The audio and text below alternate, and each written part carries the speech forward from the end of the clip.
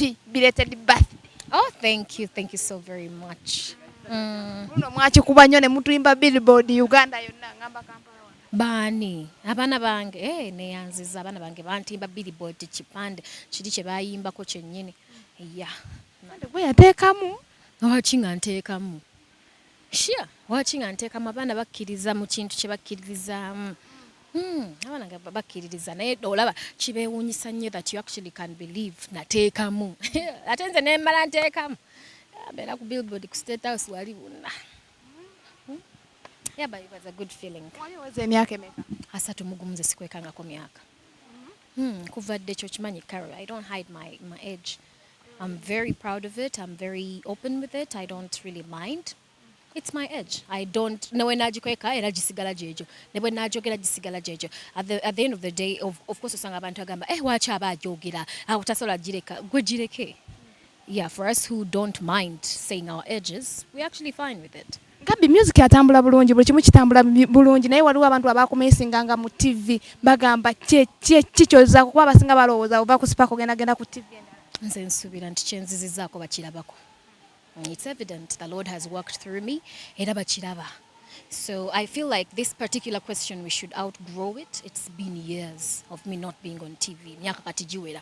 So let us, in all due respect, move on from it. Yeah, okuzaako kyenazzaako bamukama kyeyazzaako kirabibwako era kiri evident. So let us focus on that.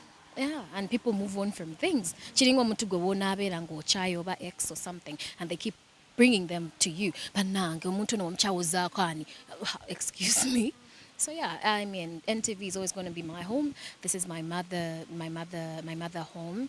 It will never change. Yeah, I don't really. Sichiraba more like ndaba, we can still move on from it. It's been a while and yeah, we can move on. Plan izo nazo namuddako eyo okudda mu TV oba wabitawa biteera ddala. We can move on.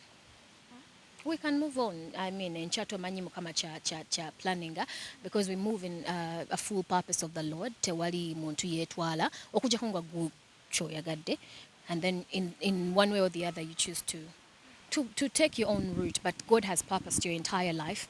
He has a program tikaro bava wano ng'atambula wano wagenda okuyita at midnight 30 wano wajoba ng'atuuse. Every step that you take is purposed. So I believe that seetaaga na kumanya nnyo kiki ngenda kukola. All I have to do is to align and yield to the Lord, and everything else will be added unto me.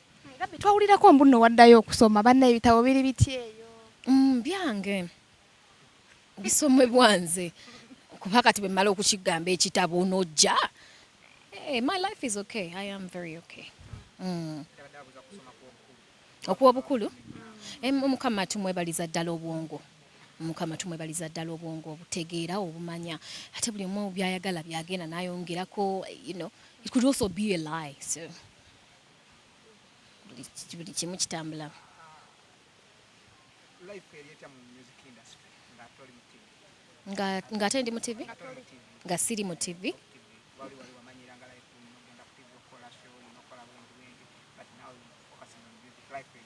Perfect. I would say perfect. I would use the word perfect because I do not move in my own purpose. I move in the purpose of the Lord, and it is late. What does it cost to make such a decision?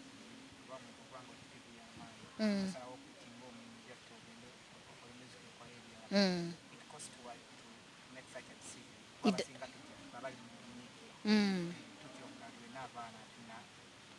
It doesn't cost you. It's done for you. It is mujja kunsonyiwa. The Bible says, "Seek ye first the kingdom of God and his righteousness, and all things shall be added unto you." It also says that trust in the Lord with all your heart and lean not on your own understanding, and he will show you the right path. So Mukama takuyitangako kwebuulirira oba kumanya nti kati olwaleero ngenda kukola bwenti. Akugambye nti byonna nja bikukolera. All you have to do is to walk in the purpose. Nti leero nkedde ne mbuuza Mukama nkoze ntya, olwaleero olutegese otya, nyamba mu kisa kyo ne mu mwoyo wo okutambula nga bw'ontegekedde okutambula olwaleero. So at the end of the day you will realize that all these things bitandika okwekola bwekozi. you realize that kino kigenze bwe kiti, kino kigenze bwe kiti, naye mu kwagala kwe n'olaba nti you still move. So it's not really something that you are an expert at, nti oba olina this humongous knowledge and understanding of things. No. A day is not going to come when you are certain about what you're going to do next. Tosobola kumanya kyozaako naye Mukama Katonda manyi ky'olina okuzaako. So obuzibu bwe tufuna is that we want to take full control of our lives, and yet it is fully written that you do not have to take control of your life. There is a controller of that life. So me, I will speak for myself because this is my truth. It's also my evidence, is that the Lord has moved my life. Osanga nangira bwe nali nvaako, I didn't know what was next, but in the greatness of the Lord we have seen what happened next. Okitegeera Mukama ye tateesa ku kicho inakola achimanyi. He knows how your day will go tomorrow, and trust me, it's always for the best. Amanyi ky'olina okufuna era nawe woliba ovuddeko nga mbutuufu otutte that knowledge. Olimbulira ojja kunkubira essimu ongambe, you know, I took this and it worked. Most of the time tuba tulaliikira nnyo the social media in-laws. What will they say after exiting the media? Feeling eyo togifunanga Kye bagenda okundowooleza before bw'obanga kale olina naawe abakumanyi, even though you people are always like in the background. But I need you to answer me a question. Forgive me that I will refer to yours as a question. When you were coming, did they incur an opinion? So why do you give them the liberty to incur it as you leave? Because Oba ofuuse waabwe. When the media is getting you, do you sign a contract that you are owned by the public? I'm not talking about the bosses. I'm talking about the I am audience asking about the who have been audience. serving. Do you sign a contract that you are owned by the audience you are serving? No. There is something called being in your element. Know your limitations. Chiringo omuntu nti ogenda gamba napostinze kino kyokka abantu ne bakola bwe bati. You have given them access. People will consume as much as they are given. Chiringo omwana omutere sowaani emmere sowaani. You expect them to eat only that which they have been given. But even if it's a big amount, omwana n'omusanga ng'atumbidde, whose fault is it? You gave them something more that weighed more than their capacity to take in. Naye bw'omusanga yonna agiridde, ensobi tebe ya mwana ebeera yiyo. So you give the media what you want them to take. Ate obeere sure you want them to take it, and you can take the consequences of them taking it. However, what they are not meant to take from you, they shouldn't be given access to. Because after the media, you are a whole human being. You have feelings. Depression can happen to you. Anxiety can happen to you. Also, death can happen to you from these things. So own yourself? You are a whole being. Own yourself. Stand up onto your feet and say, this part of my life I will not give unto you. It belongs to me. In the media, you are called nokola mawulire. That is your job. Anything else is not any business to the media. Gabi, tuli ku kivulu kya Justin Nabbosa. Omulabi yali ayinza okugamba n'agamba Gabi okuva ya kwitinga media nadda mu okuyimba ennyimba nnyingi ozifulumiza. Gwe nga gwe oddaka onolowooza n'ogamba kino ekintu nga Justin Nabbosa kyakoze leero guno omwaka olinayo enteekateeka ekikolera abawagizi. Bwe kinaabanga kituuse, when the time is right, the Lord will do it. Of course, you'll get the pressure coming in from the fans, and I love to call them believers, not in me, in the Lord, but believers will always want something. And also you are called, gwengagwe, to feed them.